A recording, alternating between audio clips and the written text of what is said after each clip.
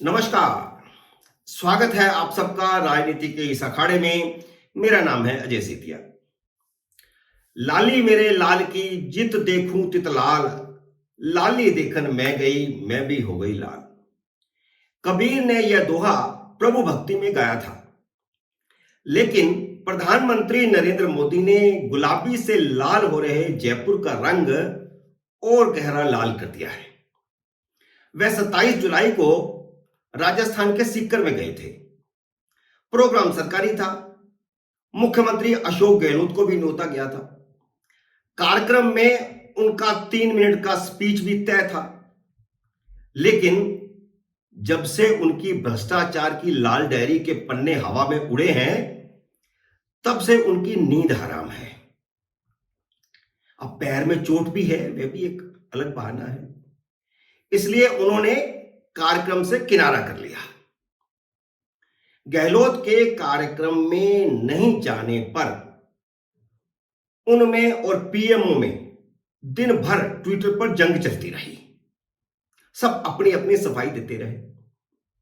गहलोत ने पीएम के कार्यक्रम में नहीं जाकर अपने आप को बड़ी फजीयत से बचा लिया, लेकिन पब्लिक मीटिंग में मोदी को बोलने का एक और मौका दे दिया। वैसे भी मोदी राजस्थान के सरकारी दौरे भी चुनावी नजरिए से ही कर रहे हैं। पिछले 2 महीनों में यह उनका छठा दौरा था। कांग्रेस ने मोदी को 2 बड़े मुद्दे थमाए हुए हैं, तो उन पर ही बोलना था। पहला बड़ा मुद्दा था INDIA। हालांकि इस पर वह भाजपा संसदीय दल की बैठक में बोल चुके हैं, लेकिन पब्लिक में बोलने का मतलब कुछ और होता है। बंद कमरे की बैठक में बोलना कुछ और होता है। पहले तो प्रवक्ताओं ने बताया था कि मोदी ने मीटिंग में क्या कहा, पर मोदी के मुंह से सुनना अलग बात है। पब्लिक में वीडियो की बाइट तो अब जाएगी ना। मोदी ने कहा कि इंडिया नाम रखने से कोई इंडिया भक्त नहीं बन जाता। इंडिया तो आतंकी संगठन सिमी के नाम में भी था, उसे बैन किया गया तो आतंकियों ने नया नाम रखा PFI, उसमें भी इंडिया था। ईस्ट इंडिया कंपनी और इंडियन मुजाहिदीन जैसे कई उदाहरण दिए। लबोलवाब यह है कि इंडिया नाम रखने से कोई देशभक्त नहीं हो जाता, और इंडिया नाम रखने से कोई इंडिया नहीं हो जाता।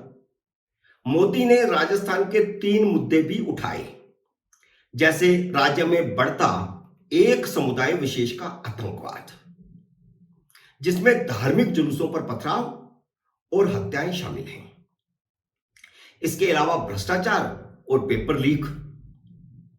लेकिन मोदी का सबसे बड़ा दूसरा मुद्दा रहा लाल डायरी, जिसमें सिर्फ अशोक गहलोत के काले धन का ही हिसाब किताब नहीं है, बल्कि कांग्रेस के काले धन का हिसाब किताब है, जिसे अवैध खनन वाले माफिया से उगाहा जाता है, जिसे उद्योगपतियों को सरकारी स्कीमों में फायदा पहुंचाकर टेबल के नीचे से उगाहा जाता है, जिसे सरकारी खरीद फरोख्त करने वालों से रिश्वत के तौर पर वसूला जाता है। लाल डायरी का जिक्र करते हुए मोदी ने कहा कि कांग्रेस की सरकार का मतलब है लूट की दुकान और झूठ का बाजार। लूट की दुकान का नया प्रोडक्ट है लाल डायरी। यह कांग्रेस का डिब्बा गोल कर देगी। वैसे तो ABP के पहले ओपिनियन पोल में भी कांग्रेस का डिब्बा गोल हुआ है। हालांकि वोट प्रतिशत में तो 5% का अंतर है। भाजपा 46% पर जा पहुंची है और कांग्रेस 41% पर। पिछली बार सिर्फ आधे प्रतिशत का अंतर था, लेकिन सीटों में अंतर बहुत ज्यादा नहीं है। इसलिए अब यह राजस्थान की प्रदेश भाजपा पर निर्भर करता है कि वह मोदी के चेहरे पर चुनाव लड़कर कांग्रेस का डिब्बा गोल कर सकती है या नहीं कर सकती। पहला ओपिनियन पोल एक संकेत है कि भाजपा का अपर हैंड है।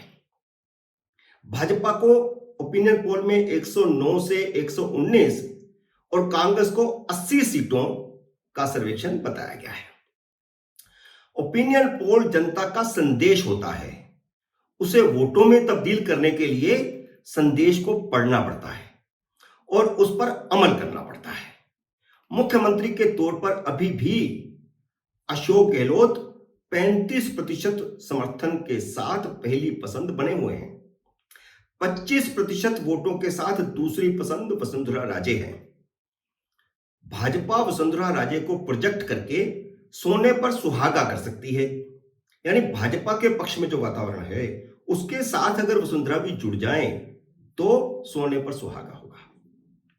अगर भाजपा ने जनता के संदेश को पढ़ा और अमल किया तो भाजपा राजस्थान में 150 से पार होगी, वरना जनता का मूड बदलते देर नहीं लगती। याद करिए शेखावत के दिन जब विधानसभा त्रिशंकु आया करती थी। याद करिए जब मनोहर पर्रिकर को प्रोजेक्ट नहीं करने से गोवा विधानसभा त्रिशंकु आई थी, फिर उन्हीं को सरकार बनाने के लिए भेजा गया था। अभी तक के संकेत तो यही हैं कि मोदी, अमित शाह और जेपी नड्डा तीनों वसुंधरा राजे को प्रोजेक्ट करने के मूड में नहीं है। ओपिनियन पोल के लाइव प्रसारण में मैंने ही कहा था कि भाजपा को चुनाव जीतना है तो उसे कर्नाटक वाली गलती से बचना चाहिए। कर्नाटक में भारतीय जनता पार्टी ने येदियुरप्पा को मुख्यमंत्री पद से हटाकर गलती की थी, जिसका खामियाजा उसे चुनाव में भुगतना पड़ा। राजस्थान में वसुंधरा राजे का कद उतना ही बड़ा है जितना कर्नाटक में येदियुरप्पा का है। मित्रों, उम्मीद है मेरा यह विश्लेषण, मेरा यह वीडियो आपको पसंद आया होगा। इसे लाइक और शेयर कीजिए। अगर आपने मेरे YouTube चैनल को अब तक सब्सक्राइब नहीं किया तो कृपया सब्सक्राइब कीजिए और घंटी का बटन भी दबाइए ताकि जैसे ही मेरा नया वीडियो आए आपको सूचना आए। मेरे नए वीडियो का करिए इंतजार।